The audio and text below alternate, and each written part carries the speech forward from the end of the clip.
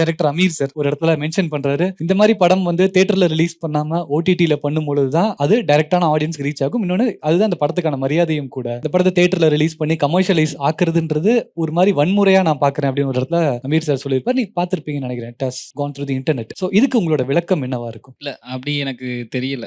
ஆனஸ்டா நாங்க சொன்னது வந்து இந்த படம் அப்படி இருக்கும், இப்படி இருக்கும். நீங்க வந்து தியேட்டர்ல வந்து பாருங்க, என்ஜாய் பண்ணுவீங்க.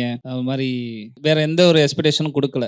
மொத ஒரு படம் எடுத்த டீம் வந்து ஒவ்வொரு இன்டர்வியூலையும் வந்து ப்ரொடியூசர், ஆக்டர், டைரக்டர், டெக்னீஷியன்ஸ் வரைக்கும் இந்த படத்தை நாங்க ஒரு புது முயற்சியா ஒரு எக்ஸ்பீரியன்ஸ்க்காக உங்களுக்கு சப்மிட் பண்றோம், உங்கள்கிட்ட வந்து கொடுக்குறோம். இது கர்டன் போலயோ விடுதலை போலயோ கிடையாது. அந்த கமர்ஷியல் ஆஸ்பெக்டோட நீங்க இந்த படத்துக்கு வர வேணான்னு ஒரு டீம் உட்காந்து படம் எடுத்தவங்களே உட்காந்து சொல்றது அது நாங்களா தான் இருப்போம்னு நினைக்கிறேன். ஸோ அதனால நாங்கள் எங்களுக்கு இந்த ரொம்ப கான்சியஸாக எடுக்கப்பட்ட முடிவு தான். எங்களுக்கு வந்து ஃபெஸ்டிவல்ஸில் பார்க்குறது, அங்கே பார்க்குற ஆடியன்ஸ் வந்து ஆடியன்ஸ் தான். ஏலியன்ஸ்லாம் அங்கே படம் பார்க்கல, அங்கே இருக்கவங்களாம் ஆடியன்ஸ் தான்.